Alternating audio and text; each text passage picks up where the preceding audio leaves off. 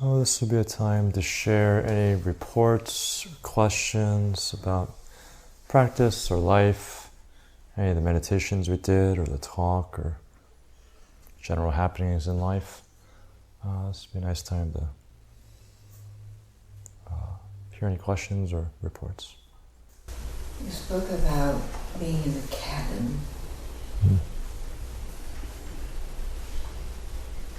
I always imagine what that would be like. I have done it just in some fashion. But right now I experience almost the opposite. And what I experience is that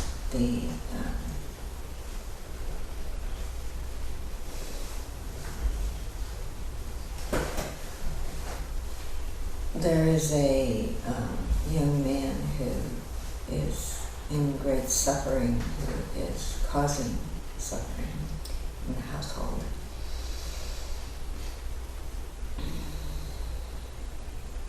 And it becomes an exercise in non-judgment and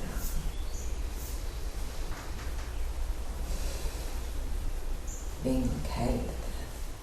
And what I find is that instead of the cabin and the quiet,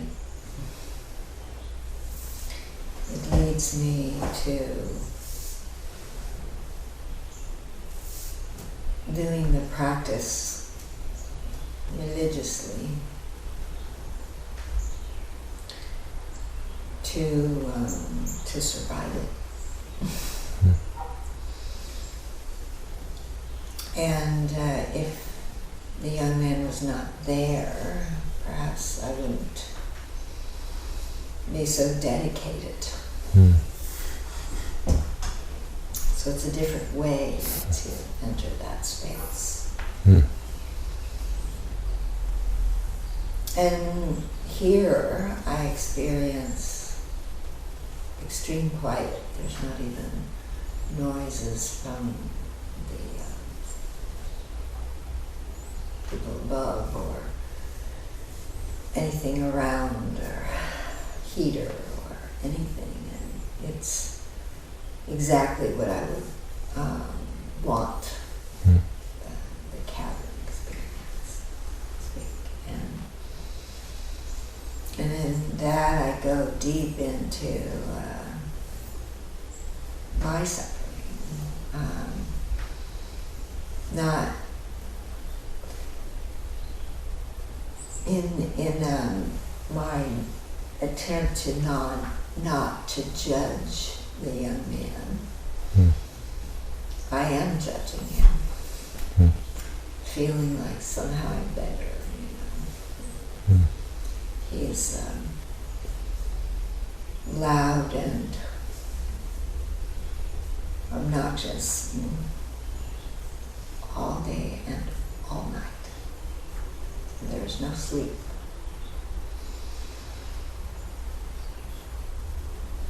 And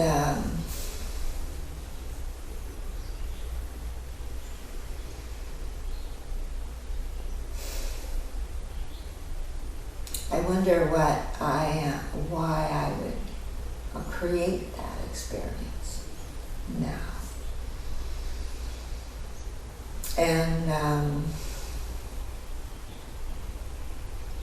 at the same time, right now, when I'm sitting in the quiet, something else happens. I go into my suffering, not his suffering, not me being somehow better. I have the meditation room and he has the crazy behavior all around it. And I can say, oh, well, but you see, I can go deeper in my experience and I'm somehow better or whatever. And then I come here and then I go into my own suffering.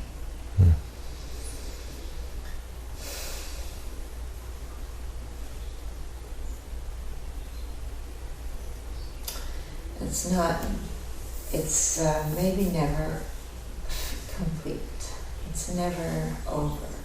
The looking at one's karmic experience.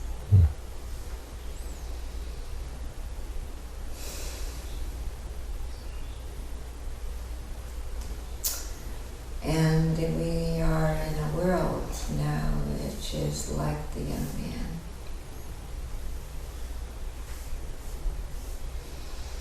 Everywhere you go is like that.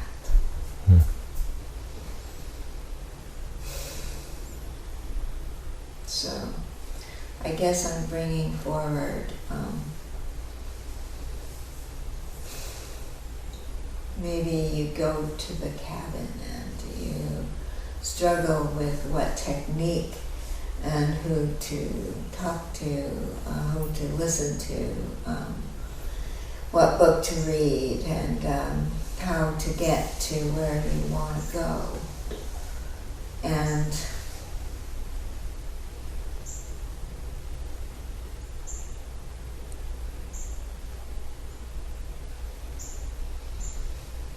maybe it's all just fine, just the way it is, and you could just say, "Oh, this is what is. This dealing with this situation that I have to deal with now is what I am given to get me there, and to clear something in me, or to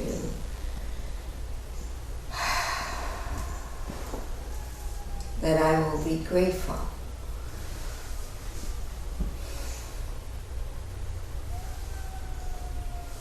Yeah, that maybe that's it.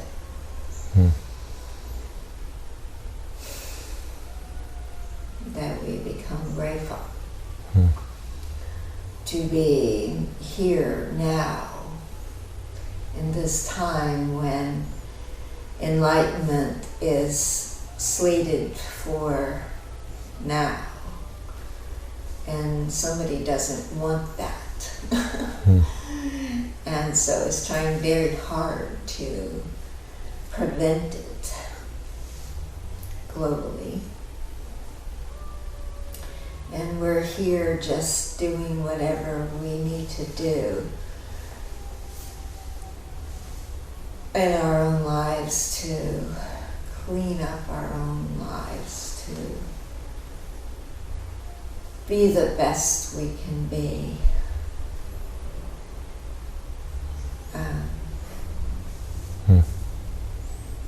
You know.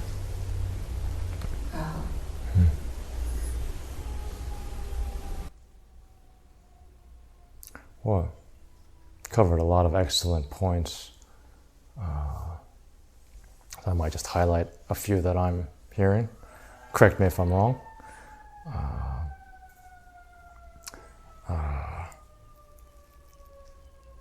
It's interesting to me that a lot of times, even before I joined this community and joined the monastic academy and practiced, it was interesting that the times I practiced the most earnestly was when I was in deep suffering and didn't feel like I had any other option. And then when I felt generally happy and fine, when I practiced for days or weeks or months, but it was when things were falling apart, when for some reason something said, yeah, I need to sit or else I want to go crazy.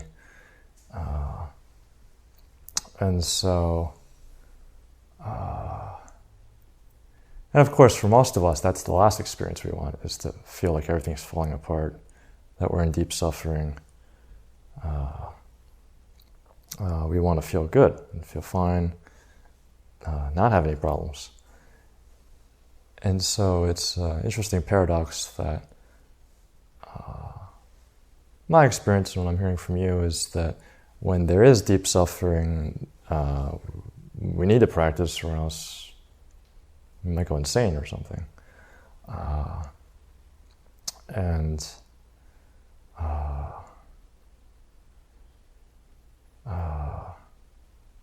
there's a lot of wisdom in that. And that my experience of being in a cabin and talking to other people being in a cabin, or doing these retreats, or just sitting here on a beautiful summer day that's rare in Vermont, why would we sit here when we could be enjoying the fine weather and the sunshine and birds, when maybe we don't actually feel that much suffering? And why not just enjoy things?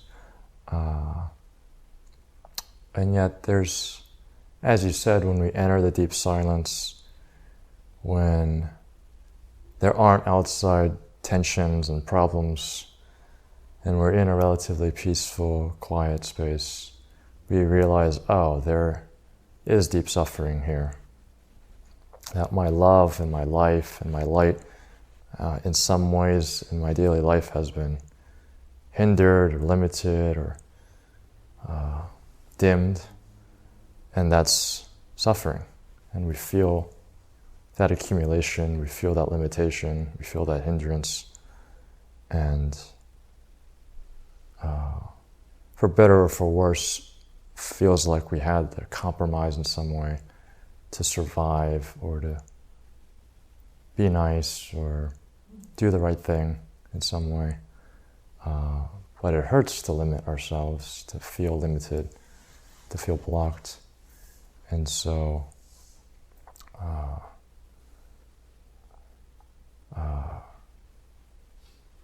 many of us have to go in a quiet space and have the courage and willingness to feel that deep pain of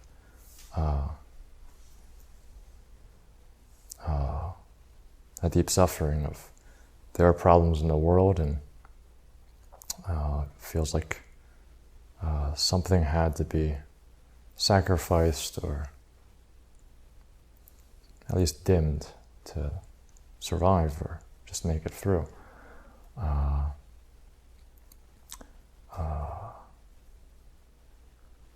A few days ago, I did a very long sit. I took a day off and I just sat for the entire day, or most of the day, and started off kind of nice, and then the middle was just terrible, and then the final maybe hour or two was really pleasant, and it felt like I finally let something go that I didn't even know was there.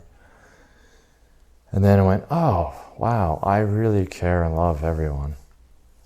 But it's so hard to feel that on a regular basis, because all the ways that I feel like I can't feel that because it's too hard or painful or not okay in some way. And then that sort of sense of brokenheartedness of, do I choose between feeling love or numbing myself out to not feel heartbroken? And so, as you said, this might be a lifelong practice of how do I tap into my own suffering and restore my own heart to feeling that great love and peace, and then also engage in the world not wanting to cause harm, not wanting to judge other people unfairly, but also wanting to create a more fair, more just, more peaceful world where people have the opportunity to live better lives, and where it's okay to feel great love, and doesn't feel like a bargain we have to strike all the time. So that really stood out to me, and it's an interesting challenge to me when I hear about a lot of great masters and a lot of great enlightened folks. What seems to be a common thread in a lot of them is that they went through a great deal of suffering, or had a lot of near-death experiences, or lost a lot of loved ones. And these experiences that we wouldn't wish upon anyone, especially not ourselves, oftentimes seems to be the fuel for them to really throw themselves in and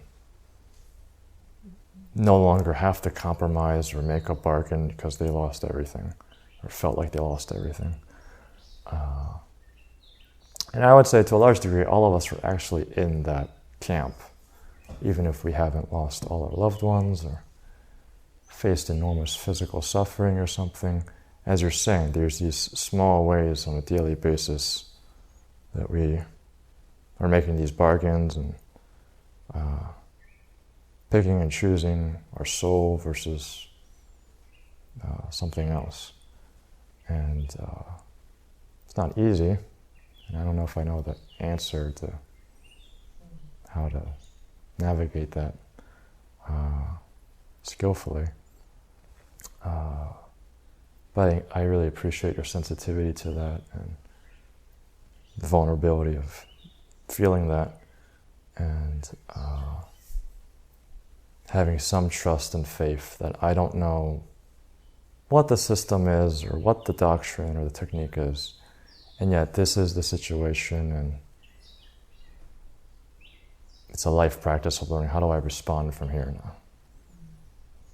How do I keep my soul, not harm other people, help other people, be helpful, but also have it be sustainable and be what's right for everyone. It's a huge, courageous challenge that sounds like you're trying to live, and appreciate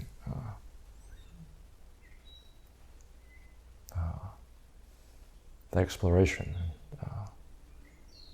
this boundaries of your suffering and my suffering turned out to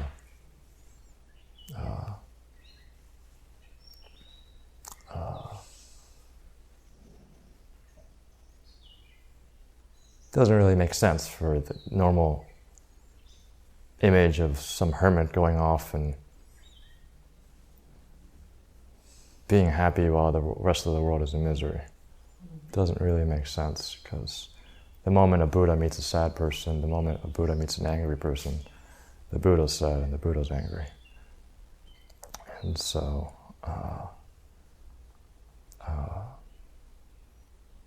we do this work inside, and we are proactive, conscious, intentional, that I'm willing to feel all the suffering inside, proactively, not waiting for life to force it upon me when I'm least resourced, when I have the least support. But I will come on a Sunday afternoon when it's a beautiful day to proactively do this good work, and then, having developed that skill, that experience, be able to learn how to respond better and better.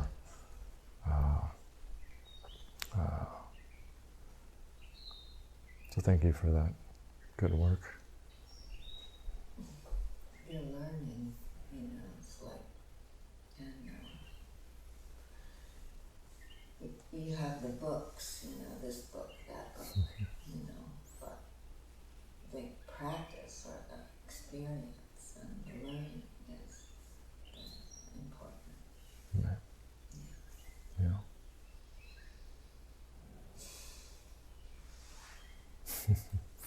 Yeah. I did a solitary retreat 2 years ago, and I had this great experience my first week, and I thought, wow, how do I make this constantly keep happening? If I just am always in this blissful state, I'll definitely get enlightened in 2 months or something. And then I thought, oh, this book I remember thumbing through talked about, I think, this experience. And then I got that book, and I spent a long time just trying to make myself fit this book. Mm-hmm. And after a few weeks, I was just like, the entirety of this book basically just says focus more. If I really distill down the message of this book, all it's really saying is be more concentrated. And I keep trying to fit each stage or each step, but all it's saying is concentrate more. And so this time going to the cabin, I was really clear with myself. I'm not going to try to take on any book knowledge or fit myself into some system, even though, as I said, I struggled that first week reading these two different texts. But yeah, just as you said, this experiential knowledge is really crucial. Can't put in a book.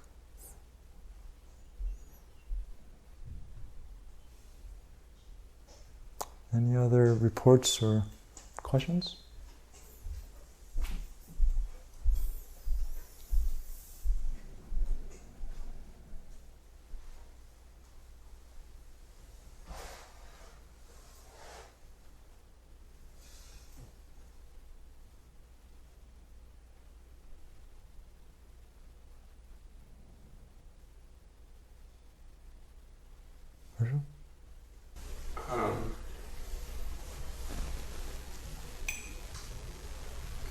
So I have a tension in my belly that I feel like I've, the last year or maybe a few years in different ways, gained more access to.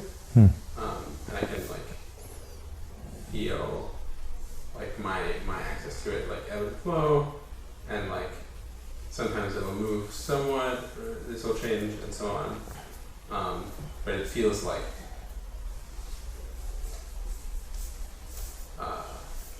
there's a lot of stuff hiding in that, and I'm mostly at a loss for what if I even try to imagine, oh yeah, I would get to a point where I have to work through this. That seems sort of maybe silly or just irrelevant. It's no, it feels like it's gonna be around forever. I'm curious if you have any advice, or not even necessarily, just anything to say on that. So in the past few years, you've noticed there's a semi-persistent tension, mostly in the belly area, and imagine it feels terrible when you try to access it or feel it. Actually, when I'm able to feel it, it's actually funny. So when I'm kind of sort of not really able to feel it, then it's terrible. And when the more access I have to it, even if it gets more unpleasant, I'm more thank God. Right. Huh. Right. Yeah.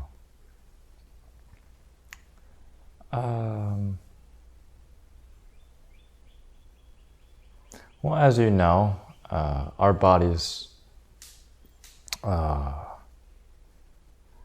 would say the things we don't fully feel, the things we haven't fully digested, the things we don't fully process, clear, often get stored in our bodies and often get stored as tension.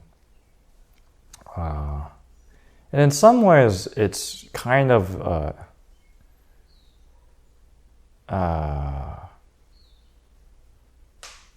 it's kind of an intelligent response sometimes. It's the best thing our bodies knew what to do with the material. So thank you, body, for trying your best and trying to protect me from whatever this is.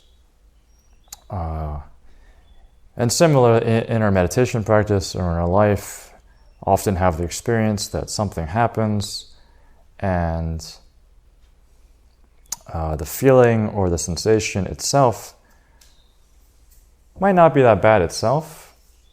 You might get a mosquito's biting me. Isn't it unpleasant? Not that unpleasant. But if I have a reaction and I tense up and I'm judging and hating myself or the mosquito or life or something, that's often way worse than the actual mosquito bite. Or whatever it is. Breaking up with a partner, losing a job, losing a loved one or something. The constant resistance to the experience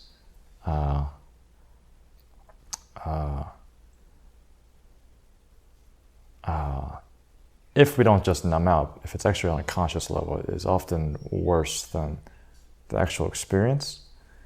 But for whatever reason, our bodies, our minds, whatever the controller is trying to shield us and protect us from what feels really dangerous and vulnerable. And so this is why, for Jesse, I'm saying that oftentimes it's not until that suffering is so unbearable that we have to address it, or else it feels like we're going to go crazy that we do. And so we can be grateful for each of us for being more proactive and wanting to work on this before it gets to that level.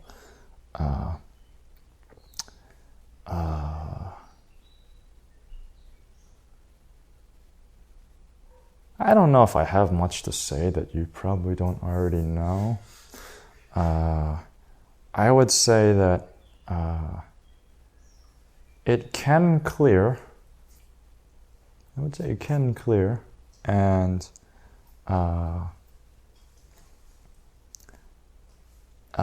there's some way of acknowledging the intelligence of the tension that I think is helpful, rather than making an enemy of the tension and saying, why are you here? You're killing me or blocking me or something. There's some way of appreciating the job that it is serving, that oftentimes that was the last line of defense. And so that guard, that tension was doing the job it thought it was supposed to do. And so oftentimes when I judge it or attack it, it only gets stronger, because it doesn't feel like it's getting back up. It doesn't feel like someone else is coming to help deal with the underlying thing it's trying to protect us from. It just feels like it's getting attacked while doing its job. So it's just going to get more entrenched. So there's some way of acknowledging the value of it, appreciating it, and then somehow finding a way where it doesn't need to do that job anymore.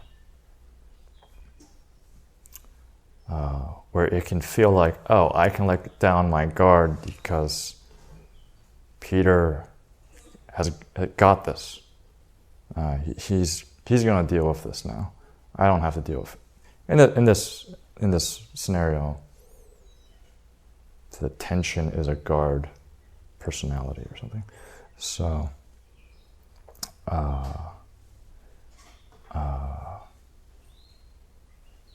so how one does that, there's a lot of different ways. You can always cultivate a lot of energy, you can relax, you can do parts work, do circling or bioemotive. There's dozens of different modalities and approaches to this. But I would say the underlying principle is that not wanting to make an enemy of the tension, and acknowledging that there's something the tension is guarding us from,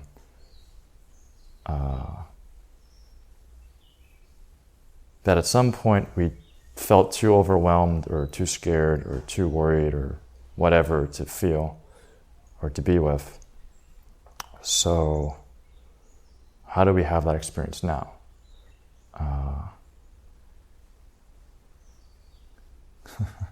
And strangely enough, sometimes the underlying tension, as I was saying with Jesse, might be love or happiness or peace.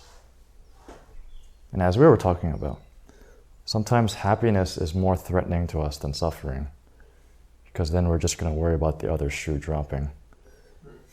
And so it doesn't necessarily have to mean the underlying thing is some terrible, horrible experience. It might be boundless joy and energy and connection with the universe. But for whatever reason, we learned that's not okay to feel, or that's dangerous to feel. So we have to learn how to change that belief. And more than anything, as we're saying, the actual experiential doing and learning different ways to responding and constantly trying is where we actually do this, not in a book or not in what someone tells you. So it's good that we're sitting so often and we can test these different responses.